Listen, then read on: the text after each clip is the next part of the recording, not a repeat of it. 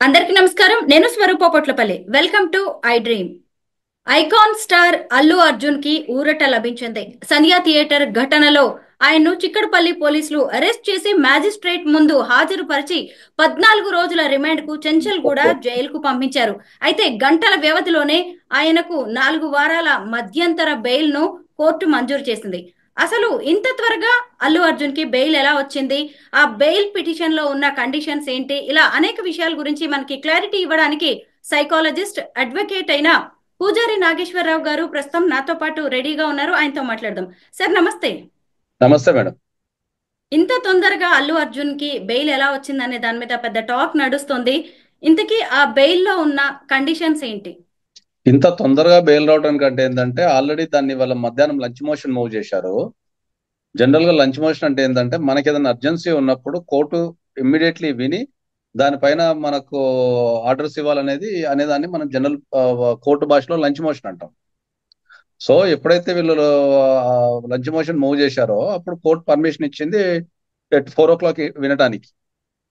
So 4 o'clock విన్నప్పుడు ఏమైందంటే general గా స్క్వాష్ పిటిషన్ వేశారు. స్క్వాష్ పిటిషన్ లో ఏమంటే అరెస్ట్ చేయొద్దు అని వేస్తారు. ఎప్పుడైతే ఒక వ్యక్తి అరెస్ట్ కాకముందు మనం స్క్వాష్ పిటిషన్ వేసి దాంట్లో వాళ్ళు అరెస్ట్ కావద్దు అనేది మనం ప్రేయర్ చేస్తాం మనం. సో ఈ కేసులో ఏమైందంటే 4 o'clock వాదనలు వింటా అనే టైం కల్లా పోలీసు వాళ్ళు అరెస్ట్ చేసి రిమాండ్ నాంపల్లి క్రిమినల్ కోర్టులో జడ్జి కూడా ప్రవేశపెట్టడం జరిగింది. జరిగిన తర్వాత జడ్జి గారు 14 days రిమాండ్ విధించారు. అక్కడ నుంచి చెంచల్గూడకు తీసుకెళ్లారు. ఈ లోపు 4:30కి ఎప్పుడైతే ఆర్గ్యుమెంట్ స్టార్ట్ అయినాయో దాంట్లో ఎప్పుడైతే అరెస్ట్ అయినప్పుడు ఏమైందంటే స్క్వాష్ లో వేసిన నాట్ టు అరెస్ట్ అనే పిటిషన్ ఇన్ఫ్రాక్షన్స్ అయిపోతుంది, అంటే అది పనికి రాకుండా అయిపోతుంది. సో ఎప్పుడైతే ఇక్కడ నాంపల్లి కోర్టులో రిమాండ్ కు తరలించారు అని చెప్పారో స్క్వాష్ పిటిషన్లు ఏం చేశారంటే ఇమీడియట్లీ ఇంట్రీమ్ బెయిల్ వేశారు.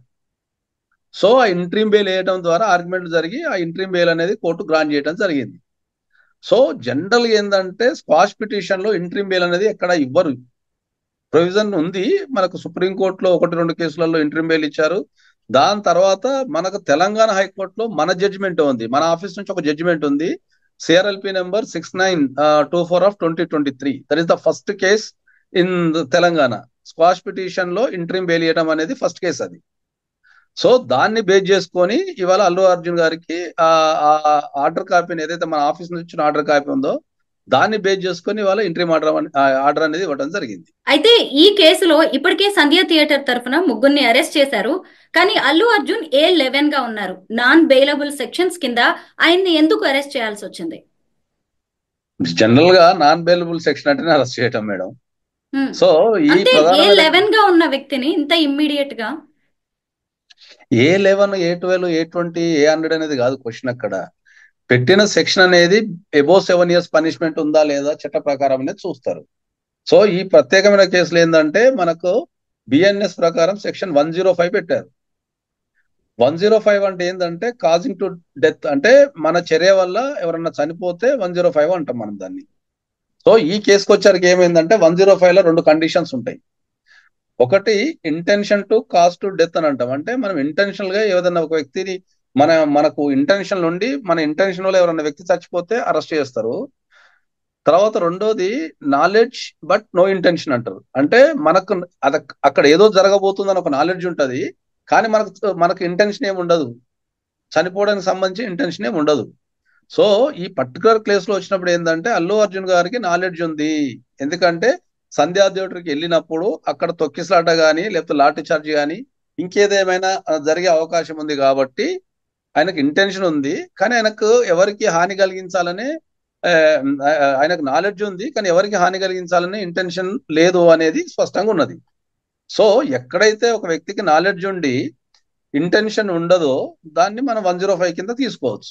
సో 105 అనేది ఏంటి అంటే 10 years కానీ లైఫ్ ఇంప్రెస్మెంట్ కానీ పడే అవకాశం ఉంటుంది. సో అలాంటి కేసులలో ఎంతమంది ఇన్వాల్వ్మెంట్ అయితే అంతమందిని అరెస్ట్ చేసే అధికారం ఉంటుంది. ఈ పర్టికులర్ కేసులో ఏంటంటే ఆల్రెడీ ఒక 7-8 మందిని అరెస్ట్ చేశారు ఆల్రెడీ క్లియర్ గా. సో ఇప్పుడు అల్లు అర్జున్ గారిని అరెస్ట్ చేయడం జరిగింది. దీంట్లో ఆయన్ని జంచల్గూడ జైల్ కి రిమాండ్ కి పంపించారు. ఇటువైపు చూస్తే బెయిల్ వచ్చేసింది. మరి ఇవాళే రిలీజ్ చేస్తారా, టైం పట్టే అవకాశం ఉందంటారా? డెఫినెట్లీ వాళ్ళ రిలీజ్ చేయమని ఆర్డర్స్ ఉన్నాయండి. డెఫినెట్లీ ఏంటంటే ఇర్రెస్పెక్ట్ ఆఫ్ ద సిచ్యువేషన్ జైలర్ గారికి గనక ఆ 50,000 పర్సనల్ సెక్యూరిటీ కనుక ప్రొడ్యూస్ చేస్తే ఇమీడియట్లీ రిలీజ్ చేయమని చెప్పేసి హైకోర్టు నుంచి డైరెక్ట్ ఆర్డర్స్ ఉన్నాయి. సో ఎప్పుడైతే ఆర్డర్స్ రిసీవ్ చేసుకుంటారో జైలర్ గారు ఇమీడియట్లీ వదిలిపెట్టాల్సిందే. అల్లు అర్జున్ అరెస్ట్ తో చట్టం ముందు అందరూ సమానులే అనే మెసేజ్ వెళ్ళింది జనంలోకి ఇమ్మీడియట్ గా. కానీ ఇప్పుడు ఒకేసారి బెయిల్ రావడంతో డబ్బుంటే ఏదైనా అయిపోతుంది అని కూడా కొంతమంది మాట్లాడుతున్నారు. దీనికి ఏం సమాధానం చెప్పొచ్చు?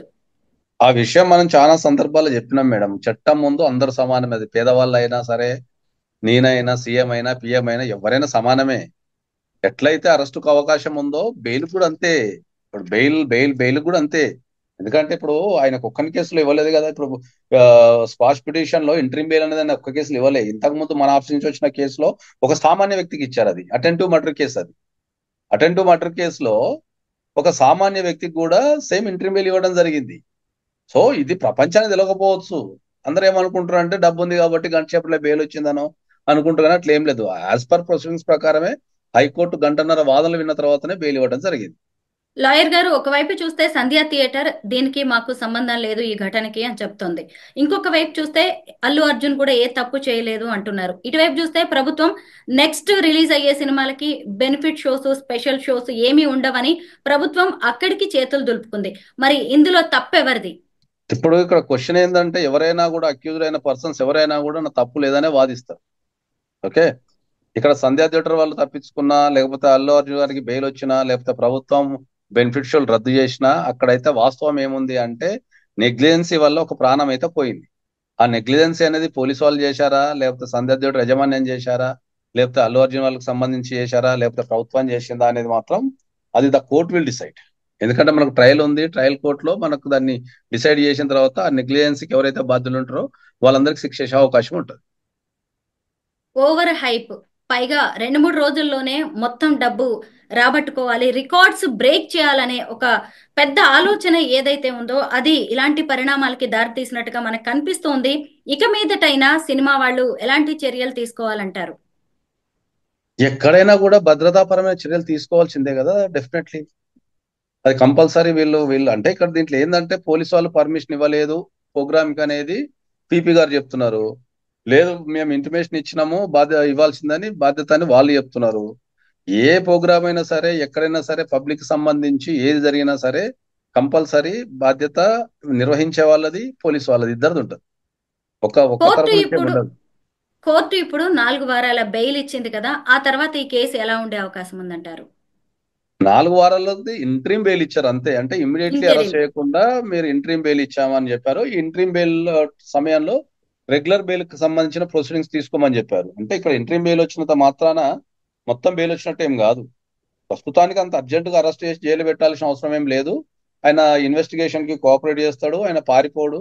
ఓకే, ఆయన సాక్షుల్ని బెదిరించట్లేదు అని చెప్పేసి మనకు ఇంట్రీమ్ బెయిల్ ఇస్తారు. తర్వాత మళ్ళీ ఇంట్రీమ్ బెయిల్ మీద వచ్చిన తర్వాత వీళ్ళు రెగ్యులర్ ప్రొసీడింగ్స్ లో కంపల్సరీ రెగ్యులర్ బెయిల్ వేసుకోవాల్సిందే. మళ్ళీ రెగ్యులర్ బెయిల్ వేసుకొని మళ్ళీ దాని మీద వాదన లేని మళ్ళీ రెగ్యులర్ బెయిల్ కూడా ఇస్తారు. ఆ లోపు ఏది 4 వీక్స్ లోపు. దాని తర్వాత ట్రయల్ జరుగుతుంది. ఇక ట్రయల్ లో కోర్ట్ విల్ డిసైడ్ ఏం జరిగింది అనేది. Court will decide. రేవతి భర్త ఒక స్టేట్మెంట్ ఇచ్చారు. అల్లు అర్జున్ అరెస్ట్ అయినట్టుగా నాకు తెలియదు, టీవీలో చూసి తెలుసుకున్నాను. ఆయన అరెస్ట్ అవుతారు అనే విషయం తెలిస్తే నేను ఇక్కడ దాకా వచ్చేవాడిని కాదు. అవసరమైతే ఇప్పుడు ఈ కేసును ఉపసంహరించుకుంటాను, విత్డ్రా చేసుకుంటాను అని ఆయన అన్నారు. అలాంటి ఛాన్స్ ఏమైనా ఉంటుందా ఇప్పుడు ఈయన కంప్లైంట్ చేసిన వ్యక్తికి? ఇప్పుడు ఆయన ఓన్లీ స్టేట్మెంట్ మాత్రమే ఇచ్చారు. ఆల్రెడీ దీనికి సంబంధించి చాలా మంది అరెస్ట్ అయ్యి జైల్లో ఉన్నారు. సో ఆయన స్టేట్మెంట్ ద్వారానైతే ఏమైనా ఎవరిని వదిలిపెట్టారు. ఆయన ఒకవేళ ఏదైనా కాంప్రమైజ్ కావాలనుకుంటే డెఫినెట్లీ ఆయన వెళ్ళి కోర్టులో కాంప్రమైజ్ పిటిషన్స్ వేసుకుంటే the court will decide arrest చేయాలా వద్దా ఏందనేది the court will decide. Thank you lawyer గారు, చాలా మంచి విషయాలు చెప్పారు. Thank you so much.